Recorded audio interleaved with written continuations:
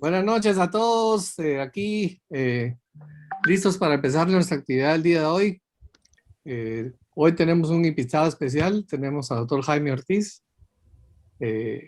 Saben ustedes que Jaime es otorrinolaringólogo pediatra del hospital, ya de muchos años de trayectoria, y Rodolfo va a hacer un pequeño resumen de su currículum. Así que bienvenidos a todos y esperemos que aprendamos algo de esta interesante plática que nos dará Jaime. Gracias. Buenas noches a todos. Por favor, coloquen su nombre y su número de colegiado porque esta conferencia da créditos del Colegio de Médicos y Cirujanos de Guatemala. Esta noche tenemos como conferencista al doctor Jaime Ortiz, otorrinolaringólogo pediátrico, egresado del Instituto Nacional de Pediatría de México, y fue el doctor Ortiz durante mucho tiempo jefe de sección en el Seguro Social aquí en la ciudad de Guatemala. Además, es uno de los pioneros de la unidad aerodigestiva de este hospital. Y el doctor Ortiz pacientemente ha ido juntando varios casos que causan estridor en pediatría. Eso para el clínico, para nosotros los pediatras, es un nuevo mundo porque hoy en día podemos afinar el diagnóstico y de esa manera mejorar el tratamiento. Por lo cual le agradecemos mucho al doctor Ortiz la deferencia que tiene con Educación Médica Continua, ¿verdad? Agradecemos mucho esta plataforma que nos brinda el hospital, Junta Directiva de Educación Médica, para poderles llevar esta conferencia que nos parece de mucho interés, y van a ver ustedes que la van a aprovechar, les va a gustar.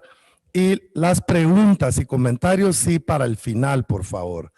Así que, doctor Ortiz, los micrófonos son suyos y puede empezar con su exposición sobre iconografía de las causas de estridor en pediatría. Doctor Ortiz, buenas noches, bienvenido. Hola, buenas noches a todos. En esta noche quiero agradecer al doctor Gary Arreaza por la invitación, al doctor Rodolfo Espinosa por hacerme partícipe de esta presentación que es del ciclo de conferencias de pediatría del Hospital Herrera Irandi. El título de la conferencia es Iconografía fotográfica del estridor y está basada en fotografías reales de pacientes que hemos ingresado a la unidad aerodigestiva pediátrica del Hospital Herrera Irandi.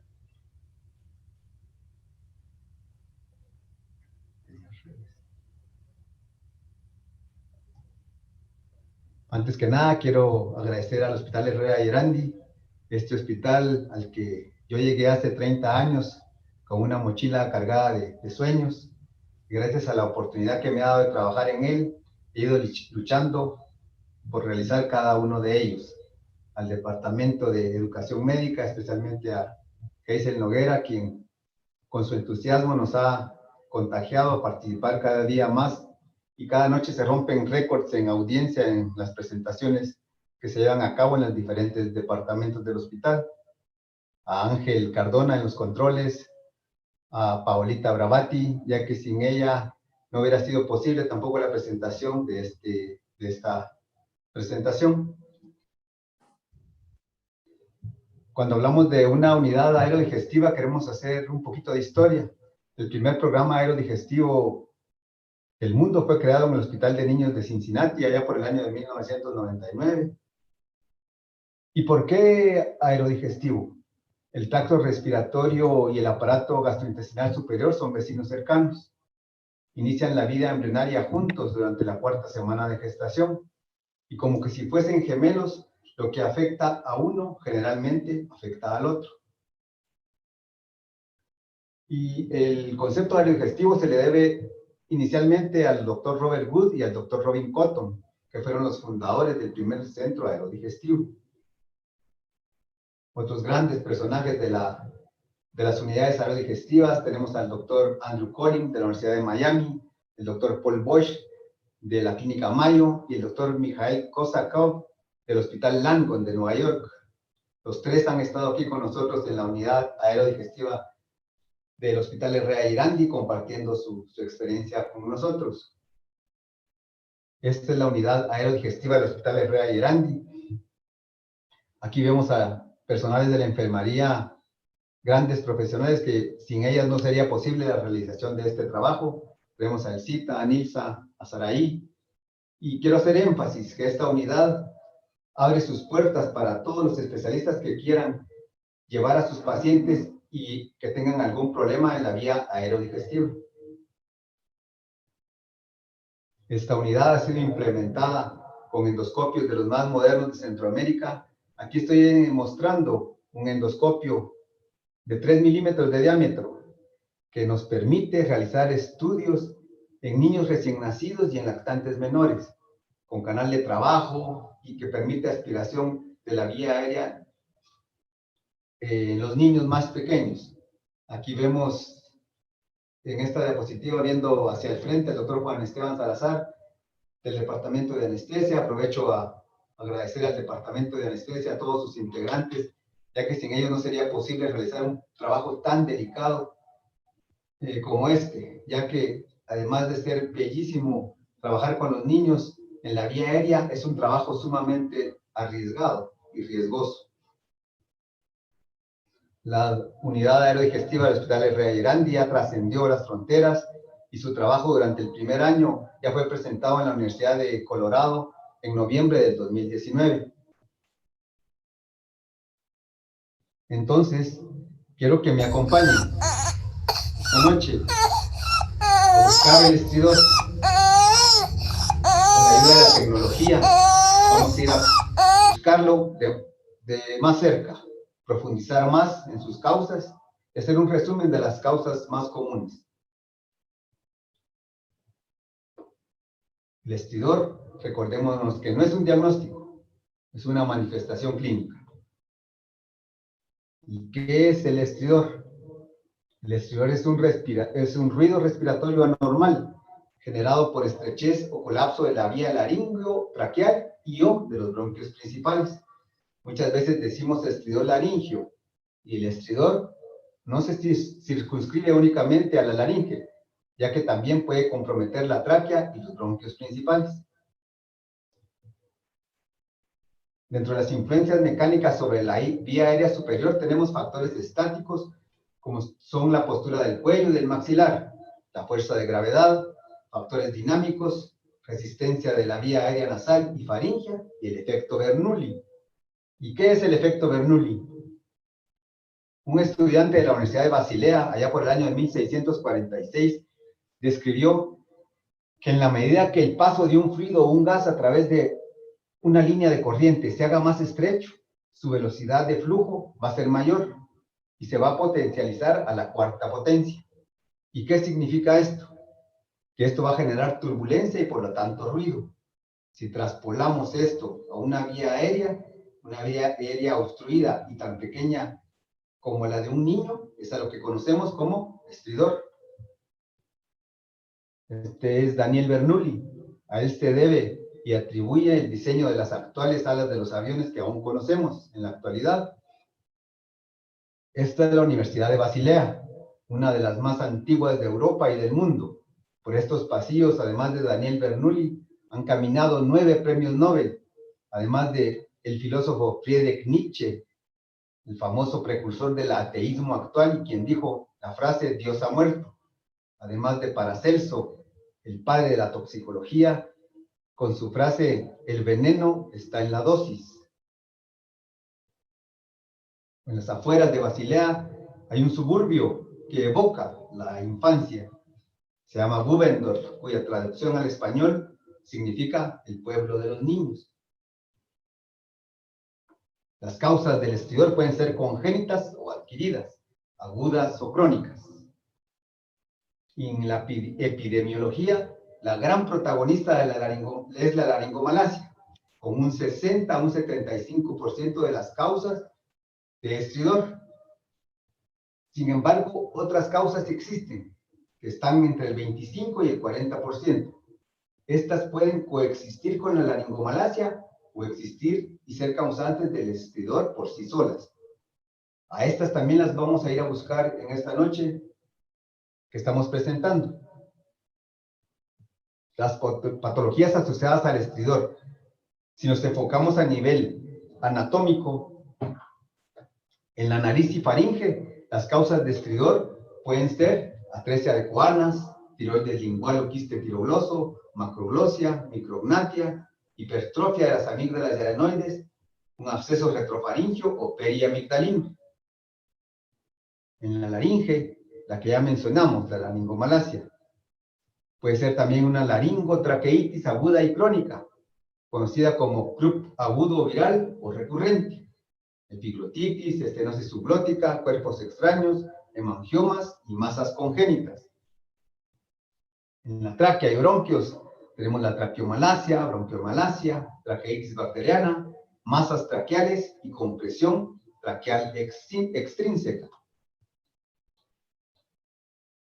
En el enfoque clínico del estridor tenemos que empezar desde una historia neonatal, cómo fue el parto, si hubo elongación del cuello, cómo influye y cómo se modifica el estridor de acuerdo a la posición y durante el sueño, si se presenta con alguna alteración en la alimentación, si se presenta con apnea o cianosis.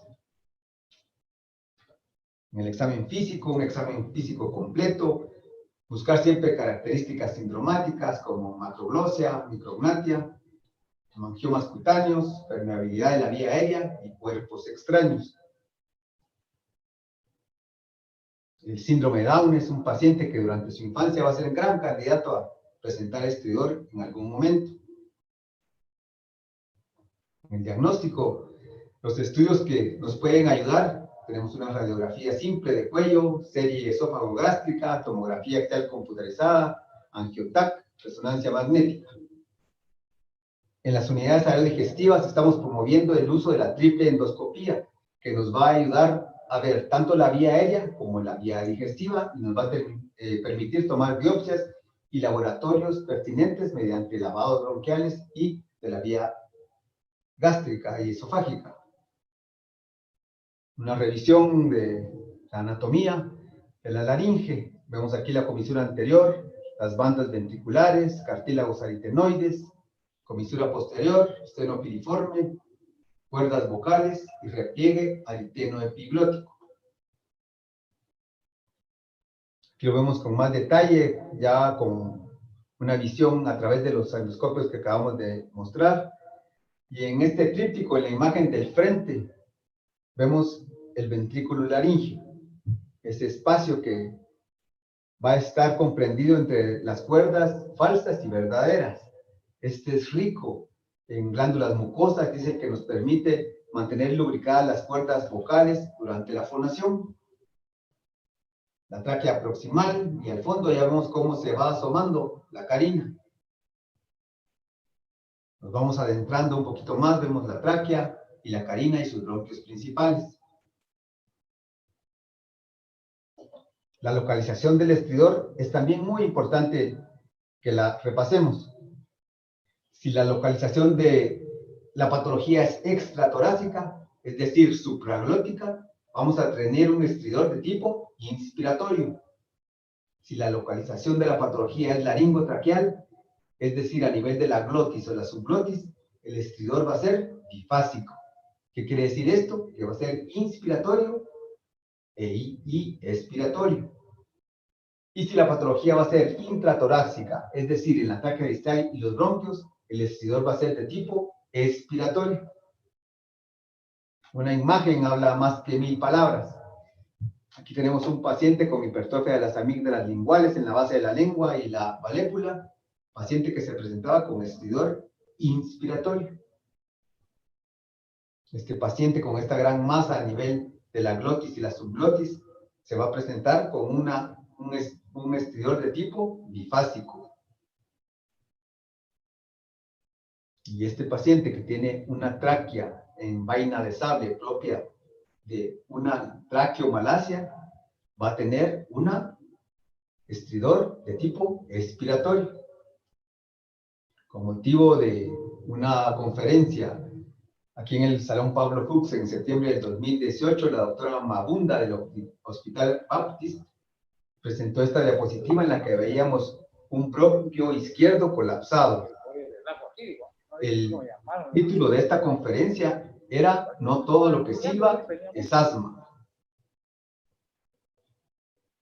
Los signos de alarma del estridor es cuando va a ir asociado a cianosis, apnea, tos, reflujo, alteración del mecanismo de la deglución, disfonía que puede ser persistente y croup recurrente. Los signos de alarma también tienen que ver con los antecedentes del paciente, si ha sido sometido a intubación o ventilación mecánica. Quise traer este término relativamente nuevo que aparece en la literatura europea y que se asocia al estridor, es el estertor nasal, que es originado en nariz o nasofaringe, es de tono bajo. El paciente es cuando la madre refiere que respira como un marranito. En el neonato se le atribuye a la atresia de Coanas, en el lactante e infante a hipertrofia de adenoides, y en el niño más grande a desviación del septum nasal, hipertrofia de cornetes y rinitis. Este es un paciente con tiraje intercostal, respiración oral, aleteo nasal, con gran dificultad respiratoria, propia de un paciente con hipertrofia de adenoides. En cualquier momento, este paciente va a entrar en apnea.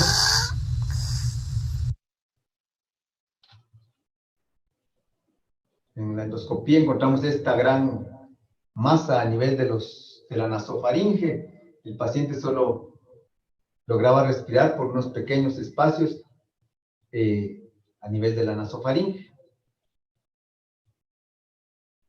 El asma laringio, otro término relativamente nuevo que quise traer y que este no es una manifestación clínica, sino que se considera un diagnóstico. Es el estridor que se presenta en pacientes que pueden tener asma bronquial, atopia, croup recurrente y enfermedad por reflujo.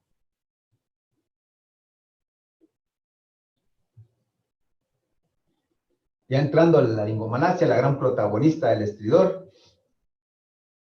recordémonos que la laringomalacia no solo se puede circunscribir a laringe, también puede presentarse en sus variedades de laringotraqueomalacia y laringotraqueobronquiomalacia.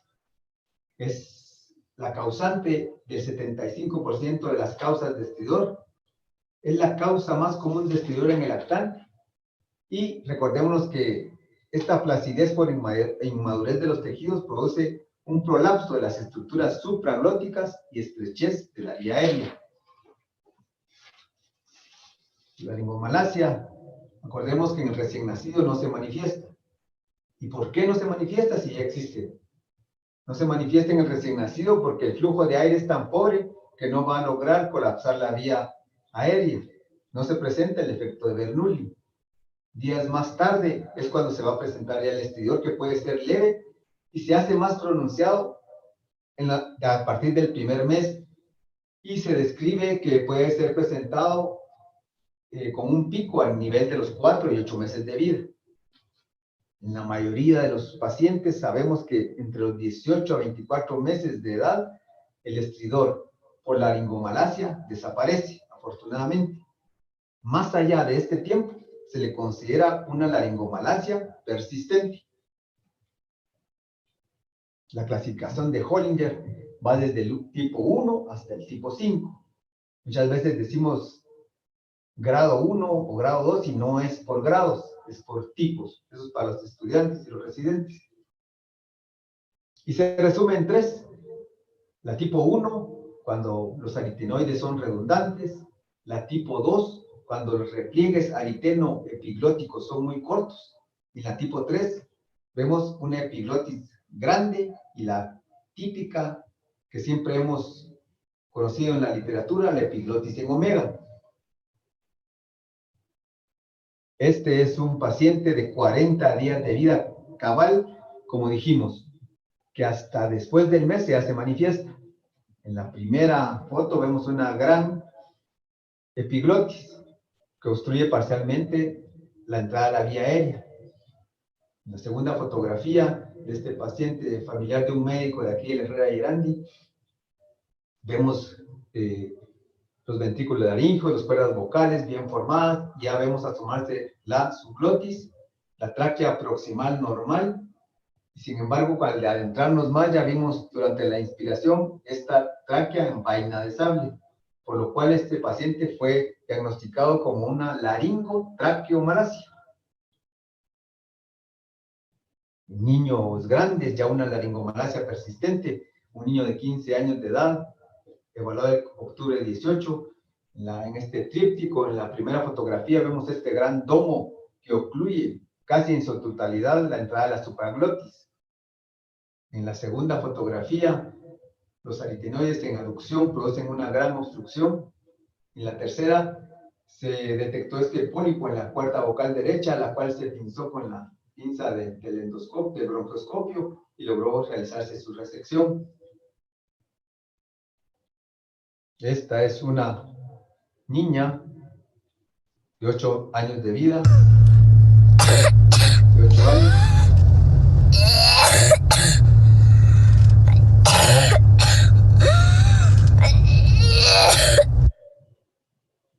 La manifestación es de tos asociado a estrés inspiratorio. Fue ingresada, aquí la vemos en una de las camitas del Hospital Herrera Gerandi, esperando con una gran madurez y estoicismo ser llevada a la sala de endoscopía, admirable, en una niña que ha convivido con este padecimiento durante toda su corta vida. En la sala de endoscopía vimos este gran domo que cubría toda la entrada de la supraglotis, los aritenoides en aducción y con este colapso total durante la inspiración y al provocar el reflejo de la tos. Este es Alison. Perdón, esta es. Dime tu nombre nada más. Alison. Todo completo el nombre. Alison Jimena Calderón Salguero. Y entonces, si le da tos así como que, ¿cómo me dijo usted ahorita? Creo. Pero se levanta, ¿qué hora? Así. Ella se levanta a las 3 de la mañana. No, de la noche. En la noche, ¿cómo A le? veces a la 1 de la mañana está ahí. En resumen, esta paciente comentaba a la mamá que tenía múltiples ingresos al hospital, a los hospitales, se le diagnosticaba como asmática, como club, y era manejada con broncodilatadores y esteroides. Al realizarle la endoscopía vemos las cuerdas vocales con un pequeño nódulo laríngeo en la cuerda vocal izquierda, la tráquea proximal bien formada, pero al adentrarnos un poquito más, vimos la imagen que vimos, que nos presentó la doctora Magunda del Hospital de Miami, solo que aquí la vemos ya de cerca, este bronquio colapsado del bronquio derecho, en comparación al bronquio izquierdo, que lo vemos bien formado, propio de una bronquiomalacia, del bronquio derecho principal. En la fotografía del lado derecho, vemos una mucosa con un infiltrado petequial, que a priori juzgamos que se tratara de una enfermedad por reflujo, lo cual a posteriori se logró corroborar con los estudios realizados por el gastroenterólogo en la endoscopía y la impedancia que se realizó. El tratamiento de este padecimiento es autolimitado porque desaparece a los 18 a 24 meses de edad. La traqueostomía, aunque cada día se utiliza menos, sigue siendo la gran salvadora de vidas. Y en el 10% de los casos se puede realizar una supraglotoplastía. La supraglotoplastía tiene sus indicaciones. En este 10% de los pacientes que se pueden presentar con un estridor muy intenso, apnea, cianosis, retardo del crecimiento e hipertensión pulmonar. Este es el Instituto Nacional de Pediatría, a donde llegan médicos de todo el mundo a formarse en las distintas especialidades de la pediatría. Este hospital adquirió la categoría de instituto, ya que es adjunto a la Universidad Autónoma de México. Y en esta torre que se ve al fondo es dedicada a la investigación.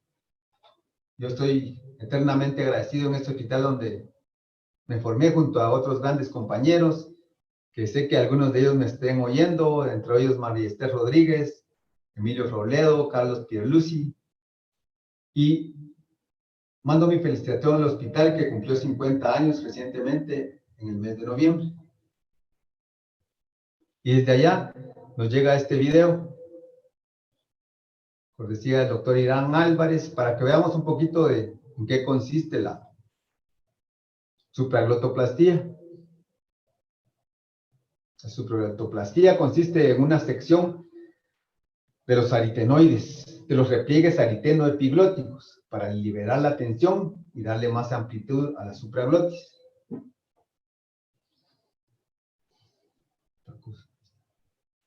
Se seccionó el repliegue ariteno-epiglótico del lado izquierdo, ahora del lado derecho.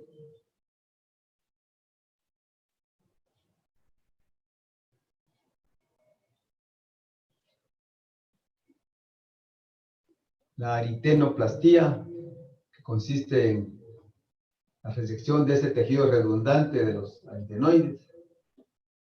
Esta técnica es una técnica con instrumentos fríos, pero puede realizarse también con láser.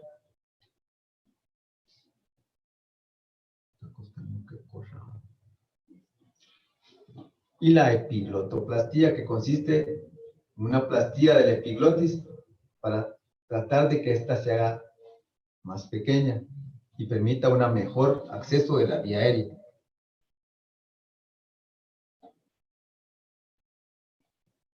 Aquí vemos la supraglotis ya ampliada y con una mejor vía aérea.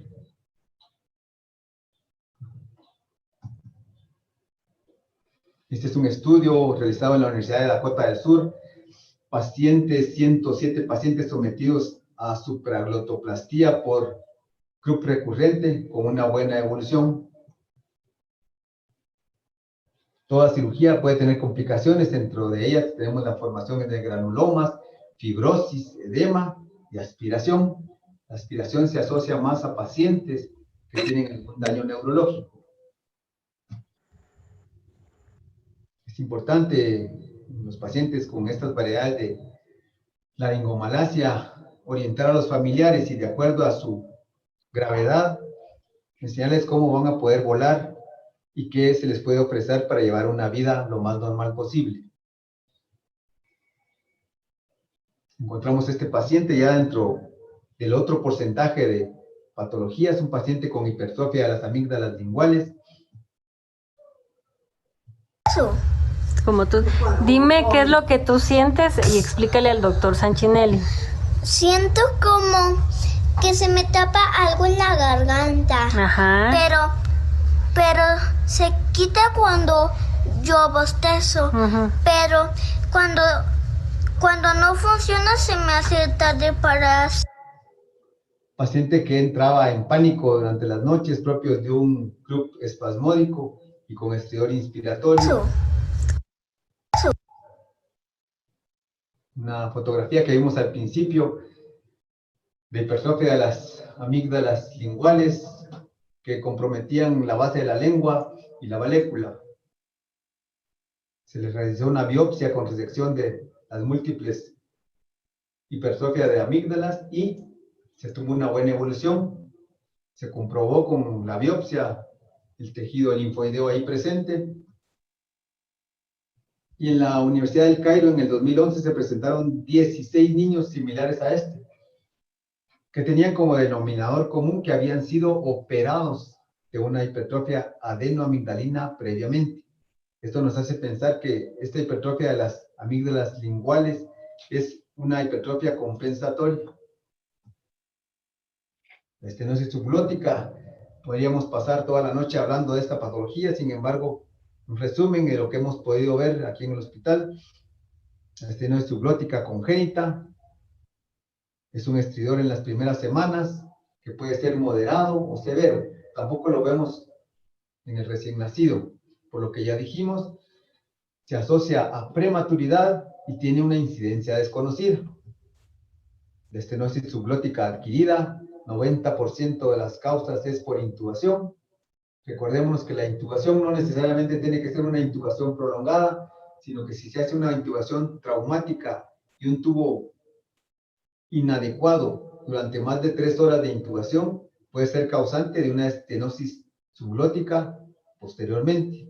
Se asocia también a quemaduras y puede ser muy difícil de tratar, como todos sabemos. Sus manifestaciones más importantes: el estridor, dificultad respiratoria, aleteo nasal, taquipnea y compromiso de las cuerdas vocales. Esta es la clasificación de Mayer-Cotton, que va desde el grado 1, que va desde 0 a 50% de obstrucción, hasta el grado 4, que es sin luz detectable. Aquí vemos 4 fotografías de pacientes con estenosis subglótica adquirida. En los estudios complementarios, la típica radiografía AP de cuello con el signo del minarete o del campanario en la literatura castellana y el signo del Big Ben en la literatura inglesa. Este es el famoso Big Ben, a la par del Parlamento inglés. Es aquí donde termina la famosa Maratón de Londres, una de las 6 maratones más importantes del mundo, contra Nueva York, Chicago, Berlín, Boston y Tokio. Tiene como característica esta maratón que es la que más fondos de beneficencia capta en un solo día a nivel mundial. Este es un paciente de 40 días de vida que vimos aquí en el hospital. En los primeros en los trípticos superiores vemos las cuerdas, las bandas, los aritenoides bien formados, pero al fondo podemos lograr ver que ya se ve un tipo de estenosis subglótica. En los trípticos inferiores vemos cómo se va cerrando la subglotis hasta hacerse una estenosis puntiforme.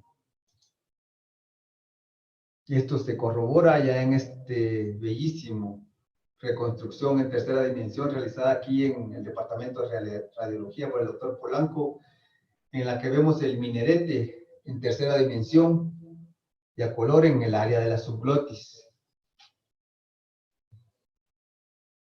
Un tratamiento que puede ser solo observación, sobre todo en el grado 1, la traqueostomía, que aunque técnicamente no se considera, nunca se ha considerado una de muy difícil ejecución, requiere gran valentía, sobre todo cuando se realiza en niños recién nacidos y en lactantes. Se ha practicado también el tratamiento endoscópico con dilataciones y la reconstrucción laringotraqueal. Con motivo de la visita del doctor Varela aquí al instituto, aquí al Hospital Herrera y Erandy, se realizaron 2 cirugías de reconstrucción laringotraqueal. Una consistió en la colocación de un injerto y la otra consistió en la colocación de una prótesis. Existe la posibilidad también de realizar una resección del área de estenosis y la realización de una astomosis término-terminal. El hemangioma laringio es otra patología común que podemos ver. Es una malformación vascular benigna más frecuente en las niñas, en una proporción de 2:1. Y en la fibrolaringoscopía, lo típico es ver una masa de color rojo o violáceo a nivel laringio. Cuando se tiene dudas, está indicado realizar una angioresonancia magnética. Es una paciente que vimos a los 40 días de vida. Vemos este hemangioma presente en la barbilla, en la punta de la lengua y el piso de la boca, en el conducto auditivo externo y en la región paratibia. Al realizar la endoscopía, no encontramos la típica imagen que está descrita, sino encontramos una estenosis subglótica muy similar a la anterior. Con fines de ilustración, esto es lo que a veces espera uno ver, una coloración roja difusa por la extensión de este hemangioma a todo lo largo y todo lo ancho de la estructura laringea. El tratamiento, si es Es pequeño, puede esperarse una regresión espontánea. Se puede utilizar propanolol durante 9 meses con dosis de 2 miligramos por kilo por día. Se ha reportado que puede presentarse rebote al terminar el tratamiento. La extirpación, ya sea con frío o láser CO2, se puede practicar cuando el hemangioma es de bordes bien definidos. Se ha utilizado también el interferón alfa. El papiloma laringio, presente en nuestros países, también conocido como papiloma respiratorio. Papiloma respiratorio en sus variedades de 1 y 11 es el causante de esta patología. Vemos aquí esta gran masa por el papiloma laringio que ocupa tanto la glotis como la subglotis. Esta es la historia de una niña de 6 años, una historia muy triste, niña que fue abandonada por sus padres ya que fueron a buscar un mejor futuro a los Estados Unidos, y la niña quedó al cuidado de primos, tíos y abuelos. Este es un video. Vemos el momento de estrés cuando estamos manejando la vía aérea. Más del lado, está del lado derecho. A la operación. No es una posibilidad que un poquito ahí y porque los seguidos van a meter tú. Al fin, esta es la fotografía que se ve por donde apenas respiraba la niña, ya que era un papiloma pediculado y hacía un efecto de tipo válvula. Se montó el laringoscopio rígido, el microscopio. Aquí está el doctor Espinosa junto a mí, como muchas veces. Es una garantía siempre tener a un intensivista pediátrico manejando la vía aérea junto a nosotros. Se logró la resección del tumor, de la masa. Se encontró este gran papiloma de más o menos 5 centímetros de diámetro. Y los anillos vasculares es otra patología que, aunque no la hemos tenido aquí en el Hospital Herrera y Erandy, es importante mencionarla. Dentro de sus variedades tenemos el doble arco aórtico, donde se presenta un estrangulamiento de la estructura traqueal y esofágica. También podemos ver un sling de la arteria pulmonar. Vemos cómo se desliza la arteria pulmonar entre la tráquea y el esófago, la compresión por arteria innominada y una subclavia aberrante que puede deslizarse por atrás del esófago y la tráquea. Aquí vemos la importancia de un estudio tan simple como el trago de bario, en la que vemos esta muesca, donde vemos la compresión del esófago por medio de un anillo vascular. Esto se puede corroborar con estudios de tomografía o resonancia magnética. Esta linda angiotac demuestra la compresión traqueal de una esfínter pulmonar. Y cuando realizamos la endoscopía, mencionan los libros que si es por un anillo vascular, podemos ver una compresión y ver que es una compresión pulsátil. Los cuerpos extraños van a ser causa de estridor, pero un estridor que empieza de una manera súbita. Hace algunos años tuvimos un niño que tenía 8 días de presentarse con estridor y estaba siendo tratado como asmático, con broncodilatadores. Con la ayuda de broncoscopios de adultos logramos retirar este timón de un carro de juguete. El paciente no entraba en apnea porque estas fenestraciones del timón permitían el paso del aire. Con el retiro de este se retiró el problema. Se resolvió el problema. Primer día del año 2021, llega este paciente que estaba comiendo pescado en las fiestas de Año Nuevo. Vimos este pequeño puntito en este paciente que había ingresado con un estridor súbito, que él sí sabía, pues que sentía el cuerpo extraño y sabía que había sido una espina. Lo logramos pintar con la pinza de biopsia y logramos retirar esta gran espina de tilapia, con lo cual se resolvió el problema. Se hicieron los estudios para descartar posteriormente que no fuera a presentarse algún problema a nivel mediastinal, lo cual no se presentó. La hendidura laringea, otra patología, aunque es infrecuente, se presenta aislada o puede estar asociada a síndromes. Es un defecto entre la vía de división de la vía laringea y la vía digestiva alta. Lo típico de la hendidura laringea es que se va a presentar con estridor y alteración del mecanismo de la deglución, como en este niño.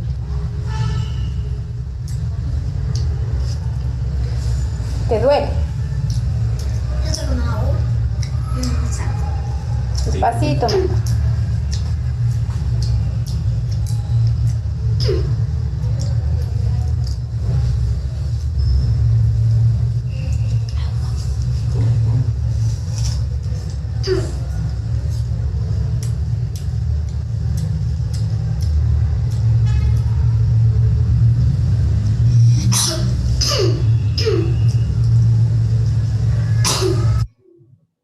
Este paciente pues, se presentaba con una tos de tipo Krupp que era inconstante.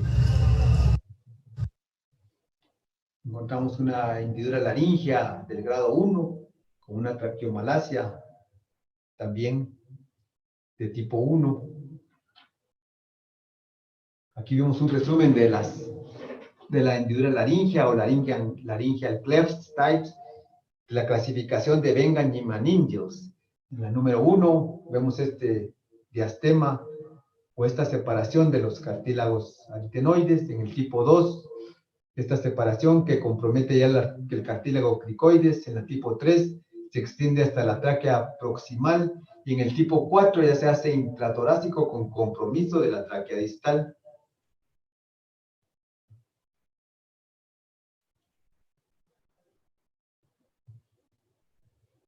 Este es otro paciente de 4 meses de vida.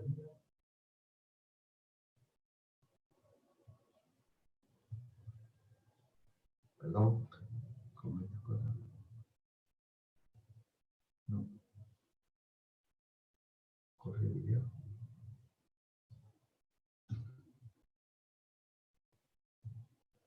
No puedo.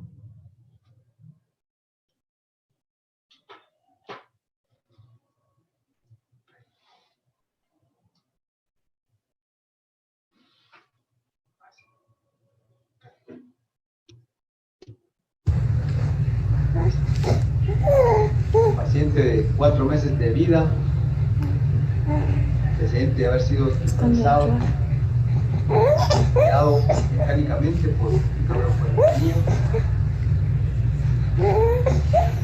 madre sería con vestidor,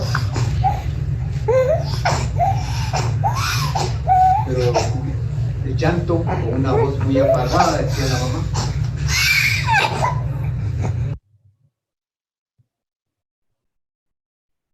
Allí sentíamos algunos signos de alarma, pensar que había sido ventilado, y la voz apagada nos podían hacer pensar en algún tipo de estenosis subglótica o de una parálisis de cuerdas vocales.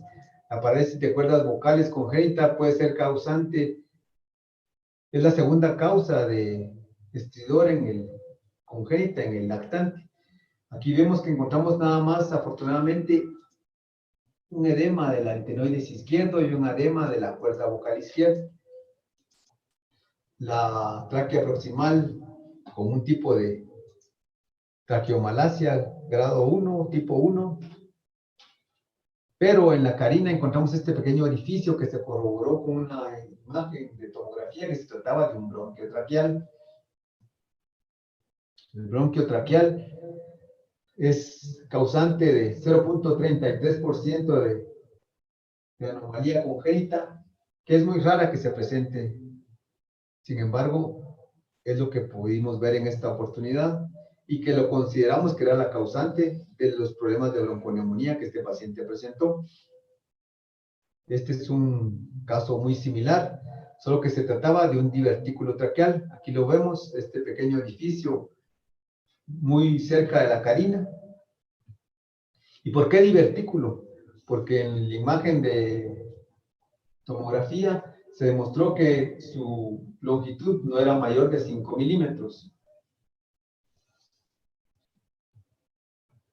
Por iniciativa del doctor Paul Bosch de la Clínica Mayo, que estaba aquí con nosotros, se logró cauterizar este divertículo traqueal con ácido tricloroacético, con lo cual se resolvió el problema.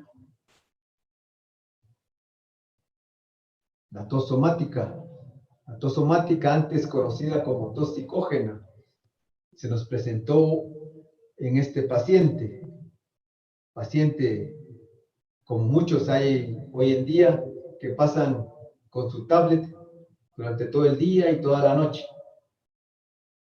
Este paciente, después de realizar sus tareas, se pone a jugar simulaciones de vuelo, ya que su sueño es llegar a ser un piloto aviador.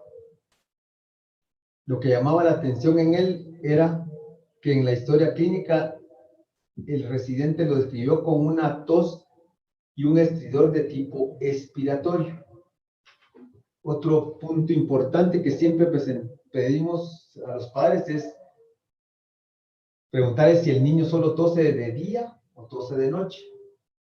En la literatura dice que decía antes que el niño con tos somática solo tosía de día, pero no tosía de noche. Sin embargo, en los estudios de polisomnografía se ha demostrado que estos niños tosen de noche.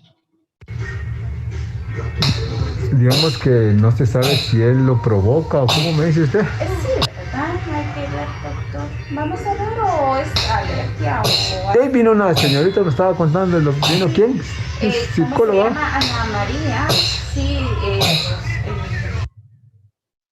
En él encontramos una laringe completamente normal. Para llegar a decir que un niño tiene una tos somática es un diagnóstico por exclusión y multidisciplinario, como todos los casos que hemos visto anteriormente. Aquí vemos nuevamente la laringe en toda su dimensión, los ventrículos laringeos, las cuerdas vocales, la tráquea proximal y distal normal. Se le practicaron paneles respiratorios, paneles de alergia, y todo fue normal. Este paciente actualmente es evaluado por el Departamento de Psiquiatría y Psicología del hospital. Hay algunas drogas que se utilizan en estos pacientes, inclusive se menciona la hipnosis. Sin embargo, no es motivo de discusión estos temas en esta plática. Y vamos a terminar la conferencia y los casos con este niño. Sin embargo, recién en estos días de abril se presentó Mía, de tan solo 28 días de vida, con la historia de estridor, y que la mamá no mencionaba ningún signo de alarma, no decía que se ponía moradita, ni decía que se ponía, ni que presentaba apnea. Sin embargo, la historia típica decía la madre de este tercer niño, decía, es que mis otros niños no fueron así, por lo que se decide, ante la insistencia de la madre, ingresarla a la unidad aerodigestiva. El 16 de abril del 2021 vemos esta gran epiglotis en omega, propia de una laringomalacia, como primer diagnóstico. Vemos este diastema de los aritenoides, que ustedes ya saben que se trata de una hendidura laringea tipo 1. Sin embargo, al adentrarnos un poco más en la fotografía del lado derecho, vemos cómo emergían este par de sacos que ocluían la comisura anterior y que emergían desde los ventrículos laringeos, que son ricos en glándulas mucosas, como ya vimos. Aquí más de cerca vemos los dos sacos que emergían de los ventrículos laringeos. Se decide pinzarlos y pincharlos con la pinza de biopsia, con lo cual se obtuvo material mucoide y se le liberó la comisura anterior. Se decidió buscar un poco más de patología a nivel de la tráquea distal y de los bronquios, pero afortunadamente no se encontró. Los quistes a nivel de la laringe congénitos se dividen en dos tipos: los saculares, que representan el 25%, y los ductales, un 75%. Son causantes del estridor en el recién nacido y se les atribuye 1.5% de las anomalías congénitas de la laringe.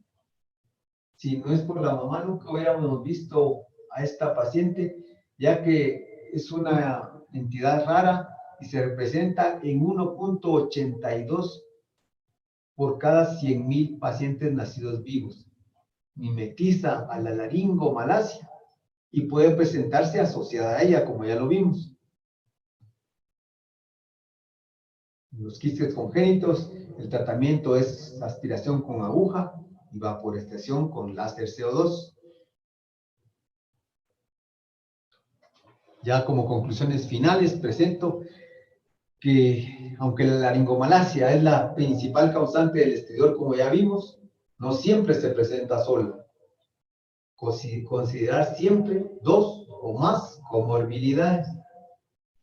Y esto nos va a representar que esto van a meditar un abordaje idealmente multidisciplinario. Tener en cuenta la importancia hoy día del estudio endoscópico. En las unidades aerodigestivas estamos promoviendo la triple endoscopía que nos va a permitir evaluar tanto la vía aérea como la vía digestiva. Recordar que un reconocimiento precoz nos permitiría un abordaje oportuno, aunque no siempre logremos resolver la totalidad del problema. Esta es la unidad aerodigestiva. Tenemos al doctor Michael Collin, al doctor Rossi de Italia.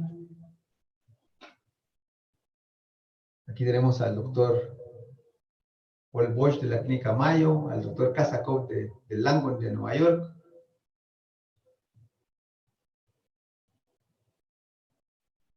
En la medicina, lo único que trasciende a lo científico debe ser lo humano. Si no hay amor, todo lo demás es vano, decía Pablo de Tarso en el 10 después de Cristo. Solo me permito la última palabra a esta bebé de 2 años, Macy, la más pequeña de mi familia. Can you say thank you? Good job. Y muchas gracias por su atención. Y si tienen alguna pregunta o un comentario, se los voy a agradecer.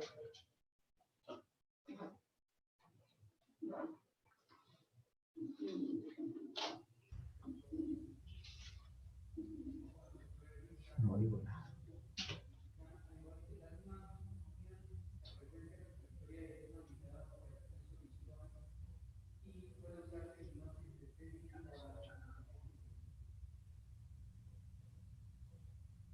Jaime, Sí, cómo no. una preguntita, Jaime. En toda la canción, te felicito por lo que nos has presentado. Se mira que ha evolucionado mucho todo lo que es la otorrinolaringología en nuestro país.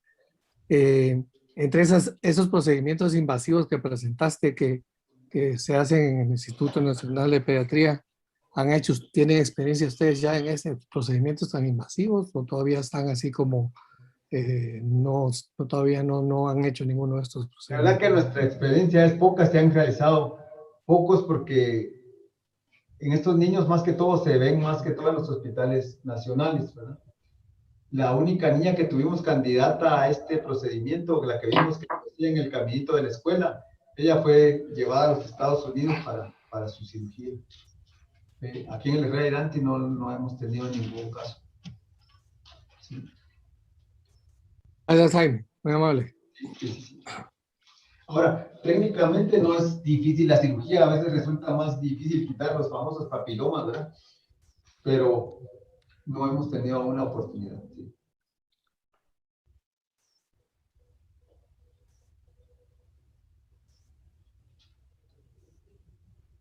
Doctor Ortiz, buenas noches. Sí, buenas noches, Luis Moya. Mucho gusto de verlo. Igualmente. Excelente presentación.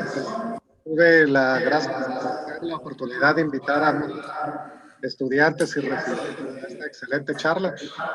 Creo que una cuestión muy importante que ¿no? fue la cuestión de la física desde el inicio.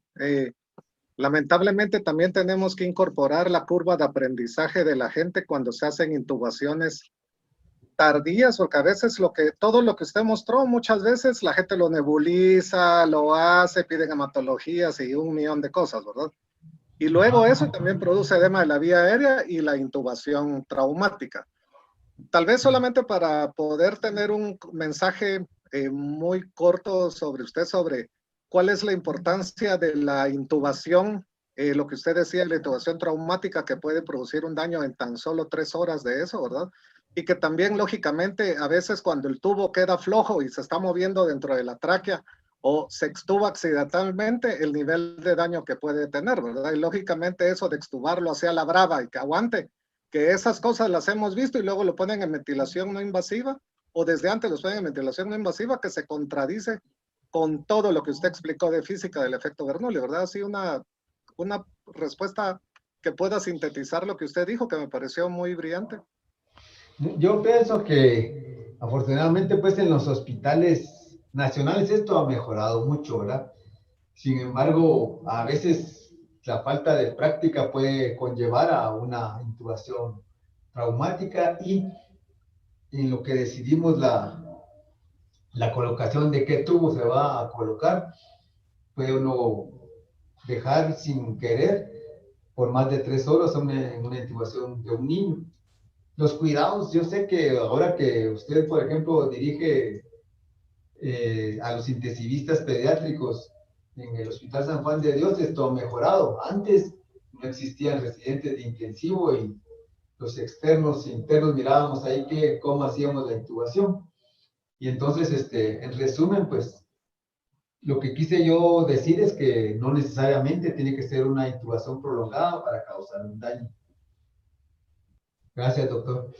Gracias, El doctor. doctor Edgar Beltitón desea la palabra. Sí, muchas gracias, Jaime. Te quería felicitar. Sorprendido con esta extraordinaria presentación. Esa es una presentación que se puede hacer en cualquier evento internacional. Te felicito mucho y el presentar casos tan visuales es muy interesante. Lo que te quería platicar es hay solo un comentario. El doctor Robert Wood de la universidad, de los padres de la enfermedad, del diagnóstico broncoscópico con el doctor Cotton, y hacen siempre que inician su curso cada 6 meses de broncoscopía en niños, con parafraseando y diciendo, si nosotros oímos un ruido, hay que entrar a ver ese ruido. Y eso creo que lo hemos aprendido nosotros ahí con vos en la unidad aerodigestiva, porque nos ha sorprendido hallazgos como este último niño de apenas 40 días que presentaste de último. Así que ese caso le hemos dado seguimiento, se pinchó, se mejoró y el chiquito tiene una vida totalmente normal en lo que le hemos dado oportunidad de seguir. Y los diagnósticos han sido sorprendentes. El siguiente paso, y que el doctor Cuevas tiene levantada la mano y el doctor Sosa también ahí, vale la pena, es cómo concluir la etapa de una vez hecho diagnóstico, la parte de la cirugía de la vía aérea alta, llámese tráquea, tráquea en sí, ¿verdad? Y creo que por ahí nos estamos quedando todavía un poquito cortos en el país, pero creo que ese es el siguiente paso a realizar, así que vamos a pasarle la chibolita a los cirujanos para que nos digan cómo van encaminados ellos con la cirugía de tráquea y de vía aérea baja. Muchas gracias.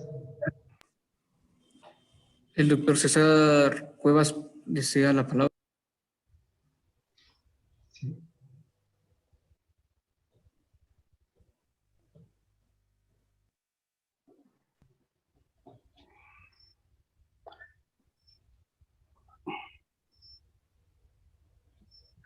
Hola, buenas noches, ¿me escuchan?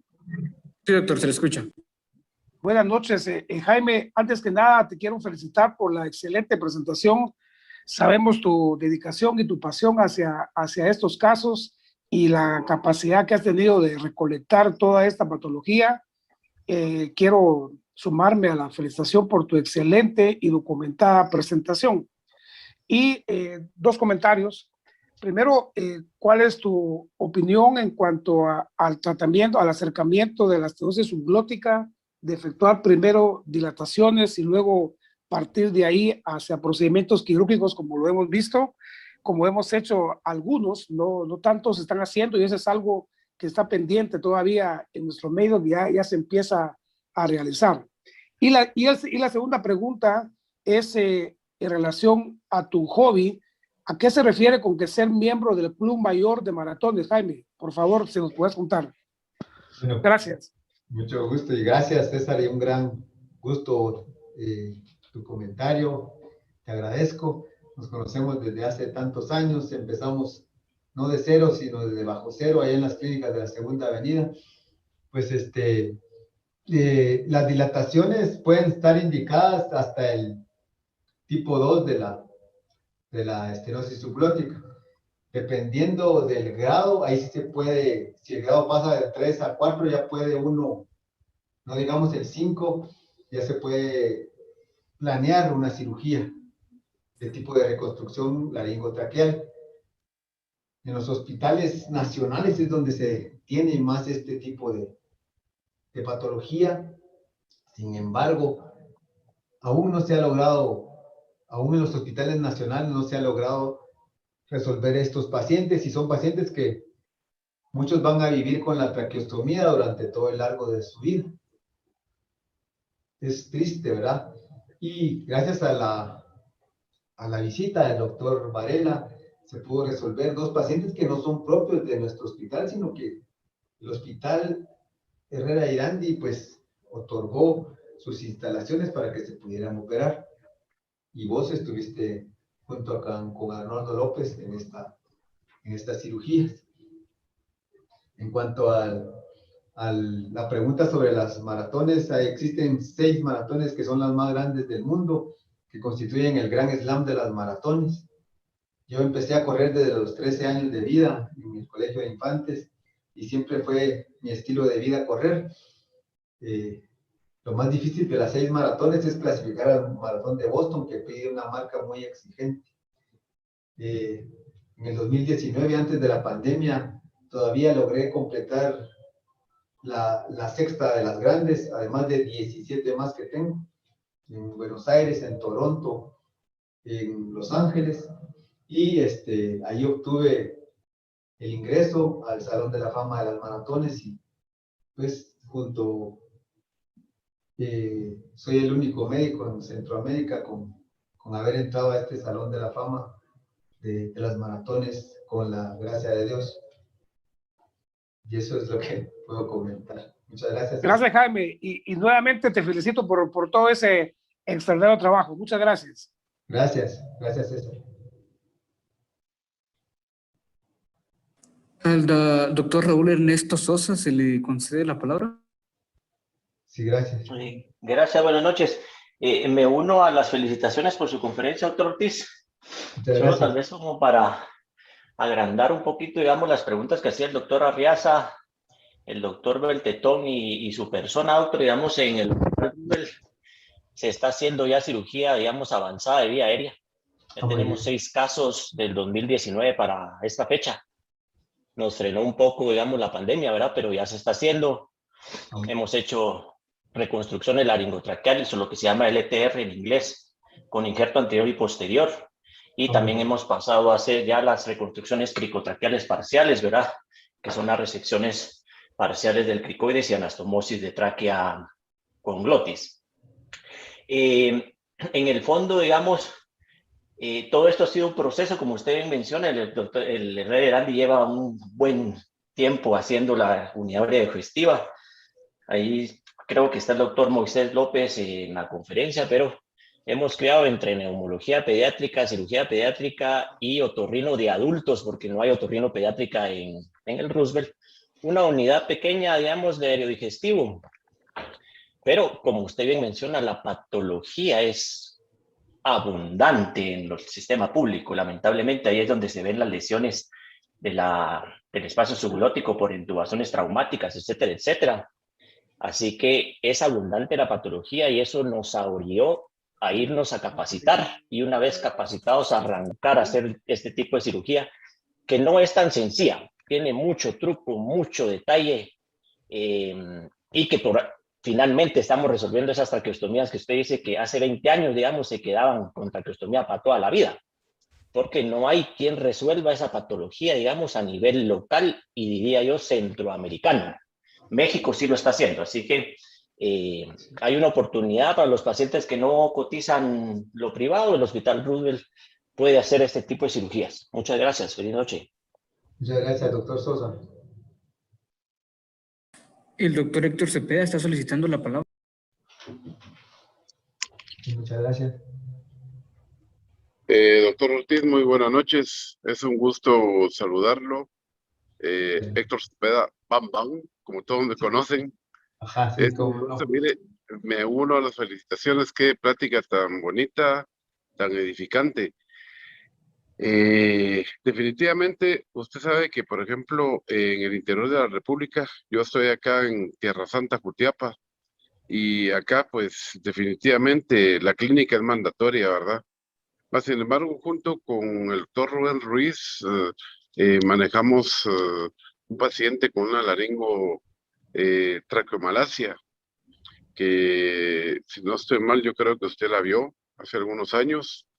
Y mire, fue algo muy terrible en el sentido de que fue un 31 de diciembre, un 30 para empezar, un 31 de diciembre, que en esa noche lo estuve nebulizando con epinefrina racémica, esteroides intravenosos, y bueno, gracias a Dios salió.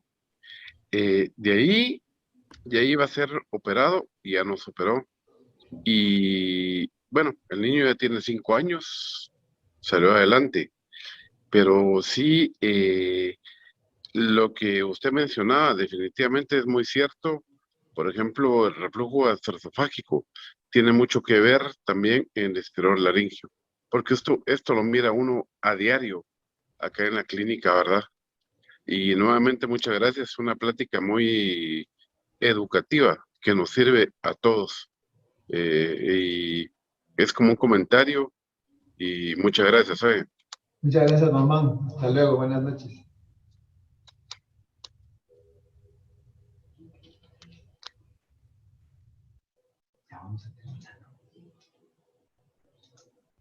Bien, si ya no existen más preguntas o comentarios, podemos llegar al final de la plática. Gracias nuevamente, Jaime, por tu excelente presentación. Hemos aprendido mucho y principalmente esperamos que la unidad radiogastiva siga creciendo y dando más frutos y que podamos tener una casuística mayor cada año que presentar. Muchas gracias. Buenas Muchas noches. gracias, Jaime. Chofo, ¿algún comentario? Las felicitaciones que se le han dado al doctor Ortiz, que tuvo la paciencia de ir juntando todos estos casos, ¿no? En realidad, y como bien decía el doctor Sosa, pues yo me alegro muchísimo que el Hospital Roosevelt esté dando un paso en la reconstrucción de la vía aérea, porque en eso sí vamos muy, muy atrasados, ¿no? A veces no tenemos muchas soluciones para los niños y con nebulizaciones y esteroides no vamos a salir adelante. Entonces, este tipo de conferencias y el aporte de todos es tan importante para ir avanzando y me uno a las felicitaciones otra vez al doctor Ortiz y a todos por sus comentarios. Muchas gracias y nos vemos en 4 semanas con otro tema de interés. Feliz noche.